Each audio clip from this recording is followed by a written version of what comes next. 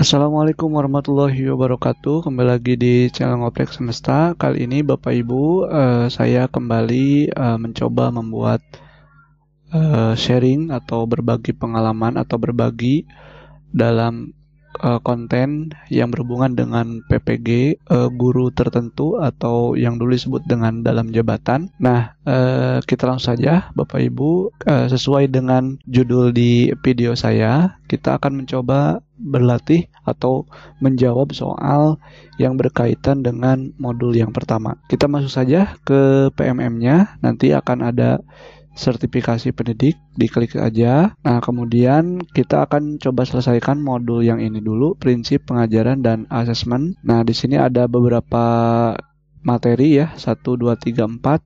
Ada 4 materi yang harus kita pelajari. Kita coba dulu yang menerapkan prinsip understanding by design pada pembelajaran. Tadi saya sudah mencoba untuk mempelajari materinya, dan di tahap terakhir itu ada latihan pemahaman. Jadi sebelum latihan pemahaman ini, nanti Bapak Ibu harus menyelesaikan dulu aktivitas yang dari 1 ini sampai ke aksi nyata bagaimana UBD membantu guru. Untuk latihan pemahaman yang berkaitan dengan menerapkan prinsip understanding by design pada pembelajaran, kita langsung saja ke pembahasan soalnya. Nah, untuk soal yang nomor 1 ini, fase-fase yang perlu dilakukan untuk merancang perencanaan pembelajaran berbasis prinsip UBD adalah merancang asesmen kegiatan dan tujuan pembelajaran, merancang asesmen tujuan dan kegiatan pembelajaran, merancang kegiatan tujuan dan asesmen pembelajaran, merancang tujuan kegiatan dan asesmen pembelajaran. Nah, ini ya yang paling tepat adalah merumuskan tujuan asesmen dan kegiatan pembelajaran. Kita coba jawab, ya benar ya. Kita lanjut. Kemudian apa yang harus dilakukan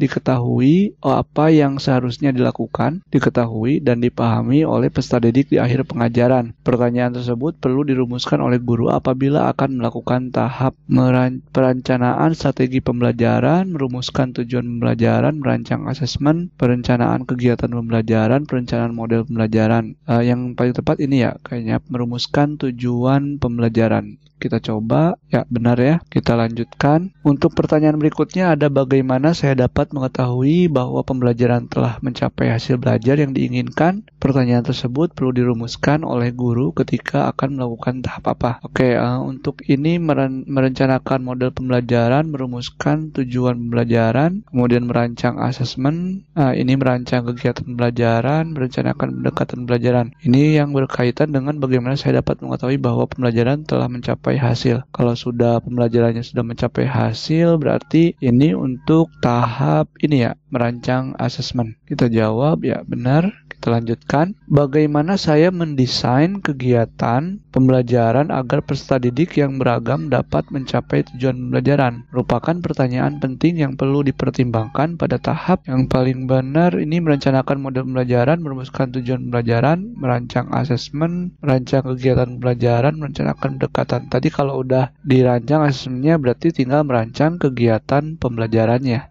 Ya, yang ini kita coba jawab. Ya benar. Setelah memahami substansi CP, guru diharapkan mulai mendapatkan ide-ide tentang apa yang harus dipelajari oleh peserta didik dalam suatu fase untuk dirumuskan menjadi beberapa tujuan pembelajaran yang lebih operasional dan konkret. Dalam merumuskan tujuan pembelajaran, guru dapat memilih beberapa alternatif teknik berikut, kecuali. Ini kecuali berarti ya. Merumuskan TP secara langsung berdasarkan CP, ya benar ya. Karena untuk merumuskan tujuan pembelajaran itu harus berdasarkan capaian pembelajarannya. Kemudian merumuskan TP dengan cara menganalisis kompetensi dan lingkup materi pada CP, ini juga benar. Kemudian merumuskan TP secara lintas elemen, ini juga benar ya. Merumuskan TP dengan memperhatikan karakteristik peserta didik, ini juga harus diperhatikan ya karakteristik peserta didiknya untuk membuat suatu rumusan tujuan pembelajaran. Ya, nampaknya seperti ini ya. Yang kecualinya itu adalah merumuskan TP berdasarkan intuisi pribadi. Nah, ini kan berdasarkan intuisi pribadi ya, tanpa mempertimbangkan kebutuhan peserta didik. Ini jelas banget, jadi jawabannya itu ya, yang merumuskan TP. Oke, kita lanjutkan. Yang nomor 6, capaian pembelajaran dapat dirumuskan merujuk pada teori belajar konstruktivisme dan kurikulum dengan pendekatan understanding by design yang dikembangkan oleh Wiggins dan Tighe. Dalam Kerangka teori ini memahami merupakan pemahaman yang dibangun melalui proses dan pengalaman belajar yang memberikan kesempatan kepada peserta didik untuk dapat menjelaskan, menginterpretasi, dan mengaplikasikan informasi menggunakan berbagai perspektif dan berempati atas suatu fenomena. Terkait hal tersebut, pernyataan yang benar dalam kurikulum Merdeka adalah ini yang berkaitan dengan ini ya, teori kerangka teori di Huygens dan Tighe itu, hierarki pengetahuan tidak digunakan dalam merumuskan CP dan tujuan pembelajaran turunan dari CP. Ini kemudian taksonomi pengetahuan tidak menggunakan kata kerja operasional yang spesifik. Ini benar, memberi kebebasan kepada guru mengikuti taksonomi pengetahuan menurut teori yang disukai. Ini kemudian pemahaman dimaknai sebagai suatu proses kognitif yang kompleks, tidak sederhana sebagai proses berpikir tingkat rendah. Yang benar dalam kurikulum Merdeka. Terkait hal tersebut, pernyataan yang benar. Ini berarti kalau yang tadi memberi kebebasan kepada guru mengikuti taksonomi menurut teori yang disukai. Kalau ini pemahaman dimaknai sebagai suatu proses kognitif yang kompleks, tidak sederhana sebagai proses berpikir tingkat rendah. Menganggap bahwa memahami dapat dicapai tanpa melibatkan proses dan pengalaman belajar yang mendalam, serta tanpa memberikan kesempatan untuk menjelaskan. Yang ini ya, yang benar ya, pernyataan yang benar. Ya, benar ya. Kita lanjutkan di soal nomor 7. Pembelajaran dan asesmen merupakan satu kesatuan yang sebaiknya tidak dipisahkan. Terkait hal tersebut, guru dan peserta didik perlu memahami kompetensi yang hendak dicapai agar keseluruhan proses pembelajaran diupayakan untuk mencapai kompetensi yang dimaksud. Kaitan antara pembelajaran dan asesmen digambarkan dan diilustrasikan melalui ilustrasi berikut. Kecuali guru harus memastikan bahwa tujuan pembelajaran sudah sesuai dengan tahapan kebutuhan peserta didik berdasarkan hasil asesmen awal. Guru dapat mengukur capaian hasil belajar peserta didik pada akhir pembelajaran jika diperlukan. Sepanjang proses pembelajaran, guru dapat mengadakan asesmen formatif untuk mengetahui sejauh mana tujuan pembelajaran sudah dicapai oleh peserta didik. Guru perlu merancang asesmen yang dilakukan pada awal pembelajaran, pada saat pembelajaran, dan pada akhir pembelajaran. Ya, proses pembelajaran sebaiknya dilakukan tanpa memperhatikan hasil asesmen, karena hal itu dapat menghambat kreativitas peserta didik.